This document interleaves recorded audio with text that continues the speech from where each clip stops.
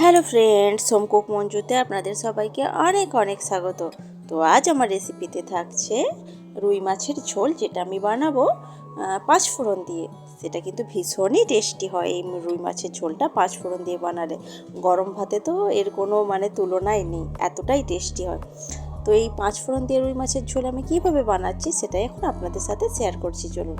তো দেখুন, এখানে আমি 4 পিস মতো রুই মাছ নিয়েছি। এখন সেটাকে আমি নুন আর হলুদ দিয়ে খুব ভালো করে মাখিয়ে নিচ্ছি।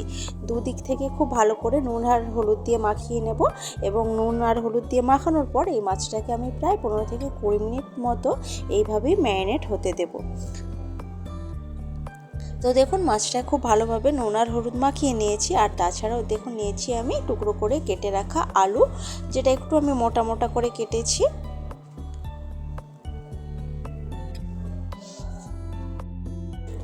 তো দেখুন, আমি এখন 15 থেকে 20 মিনিট পর আমি কড়াইতে সরষের তেল গরম করতে দিয়েছি, এবং সরষের তেলটা খুব ভালো মতো করে গরম করব, এবং এই তেলের মধ্যে আমি মাছ ভাজবো। সরষের তেলটা যদি খুব ভালো মতো করে কড়াইটা গরম না হয়, তাহলে কিন্তু মাছ লেগে যেতে পারে কড়াইয়ের মধ্যে। সেই জন্য খুব ভালো করে একদম ধোঁয়া ওঠা গরম করে তেলটা, তারপর আমি মাছগুলো দেখুন ভাজার জন্য ছেড়ে দিচ্ছি। এখন মাছগুলোকে আমি দু সাইড থেকে খুব ভালো করে একটু লালচে লালচে করে মাছগুলোকে ভাজবো। একটু ভালো করে মাছগুলো ভেজে নিলে এই ঝোলটা অনেক টেস্টি হয় খেতে।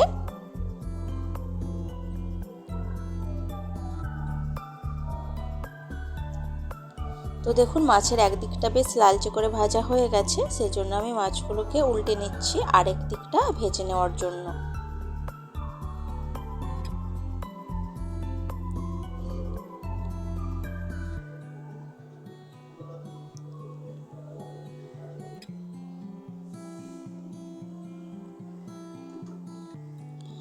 তো মাছের আরেক দিকটাও ভাজা হয়ে গেছে। এখন দেখুন, আমি মাছগুলোকে তুলে রাখছি।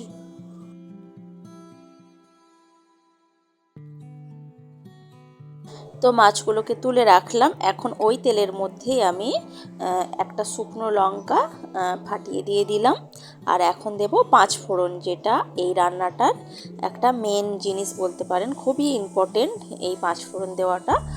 কারণ এটা আমি পাঁচফোড়ন দিয়েই যেহেতু ঝোলটা বানাচ্ছি, এবং এই পাঁচফোড়নের গন্ধটা তো জাস্ট এই ঝোলটার মধ্যে অসাধারণ লাগে। তো পাঁচফোড়ন আর শুকনো লঙ্কা থেকে খুব ভালো মতো একটা গন্ধ বের হয়ে যাওয়ার পর ওই তেলের মধ্যেই আমি যে টুকরো করে কেটে রেখেছিলাম আলুগুলো, ওই আলুগুলো ভেজে নিচ্ছি।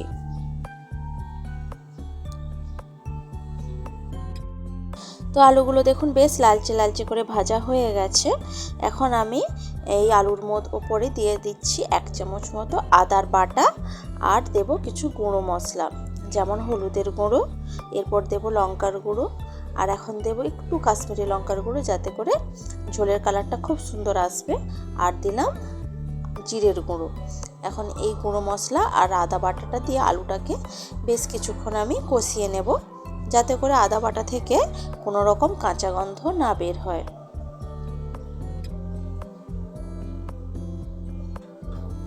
তো কিছুটা আমি দেখুন কষিয়ে নিলাম।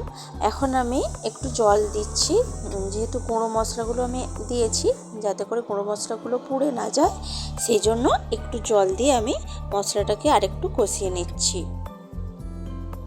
তাহলে একটু জল দিয়ে কষালে কি হবে, মশলাটা খুব ভালোভাবে কষে যাবে।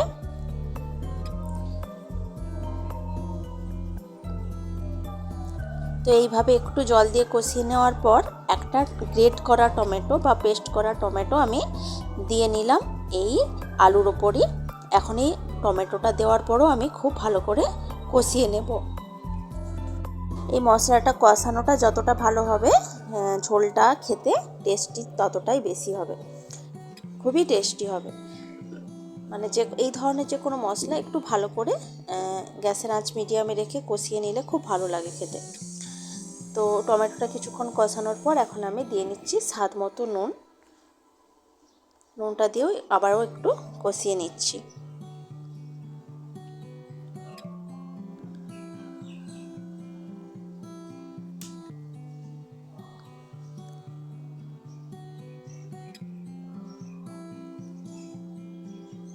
তো তো দেখুন বেশ কিছুক্ষণ আমি এইভাবেই কষিয়ে নিলাম। এখন আমি পরিমাণ মতো জল দিয়ে নিচ্ছি, যতটা ধরুন ঝোল রাখতে হবে বা আপনারা রাখবেন সেই হিসেবে জল দেবেন।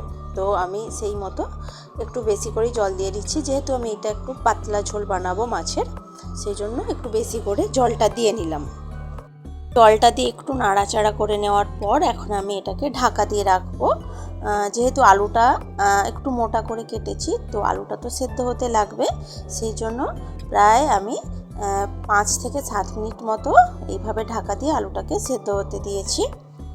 এখন দেখুন একটু নাড়িয়ে চাড়িয়ে নিচ্ছি এবং আমি একটা আলুকে একটু চেক করে নেব যে ভালো মতো সেদ্ধ হয়েছে কি না। তো একটু কেটে দেখে নিলাম খুন্তির সাহায্যেই, দেখলাম খুব ভালোভাবেই সেদ্ধ হয়ে গেছে। এখন আমি মাছ যে ভেজে রেখেছিলাম সেই মাছগুলো এই ঝোলের উপর ছেড়ে দিচ্ছি। এখন মাছগুলো দিয়েও তো একটু ফোটাবো, তাহলে মাছের ফ্লেভারটার মধ্যে মানে মাছের মধ্যে ঝোলের ফ্লেভারটা ঢুকে যাবে, তাহলে মাছটাও খেতে অনেক বেশি ভালো লাগবে। তো আমি 2 থেকে 3 মিনিট মতো মাছটা দেওয়ার পরও আবার ঢাকা দিয়ে রেখেছিলাম।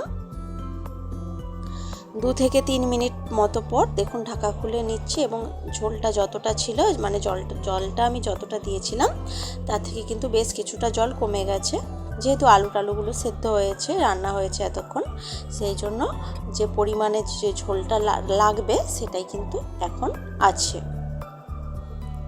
এইভাবেই আপনারা বানিয়ে নিতে পারেন মাছের মানে রুই মাছের পাতলা ঝোল 5 ফোড়ন দিয়ে। গরম ভাতে দারুণ লাগে খেতে। আপনারা কিন্তু অবশ্যই বানিয়ে দেখবেন, আর ভালো লাগলে লাইক কমেন্ট শেয়ার করবেন, আর আমার চ্যানেলটি সাবস্ক্রাইব করে আমার পাশে থাকবেন।